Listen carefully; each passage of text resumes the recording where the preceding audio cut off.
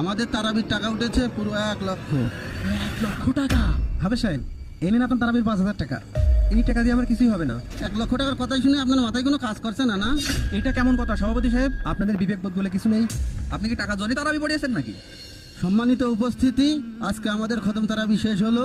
আমরা হাফেজ সাহেবকে সম্মানী দিয়ে বিদায় জানাবো। আমাদের তারাবির টাকা উঠেছে পুরো 1,00,000। 1,00,000 টাকা? হ্যাঁ, 1,00,000 টাকা। 30,000 টাকা রাখা হয়েছে 3 তলা কাজের জন্য, আর মসজিদ ফান্ডে রাখা হয়েছে 60,000 টাকা। বাকি 10,000 টাকা থেকে 5,000 টাকা দেবো হাফেজ সাহেবকে, আর 5,000 টাকা দেবো খাদেম আর মজ্জেমকে। এই কেশিয়া সাহেব, আপনি হাফেজ সাহেবের টাকাটা বুঝিয়ে দেন। আচ্ছা ঠিক আছে সভাপতি সাহেব। হাফেজ সাহেব, এই নিন আপনার তারাবির 5,000 টাকা। এত কম টাকা দিয়ে আমি কি করব? কি করবেন আবার? ঈদের খরচ করবেন? এই টাকা দিয়ে আমার কিছুই হবে না। আর আমি এত কষ্ট করে তারাবি পড়ালাম, আপনার মাত্র 3,000 টাকা দিচ্ছেন। তার মানে হাফেজ সাহেব আপনি কি টাকা জনি তারাবি পড়িয়েছেন নাকি?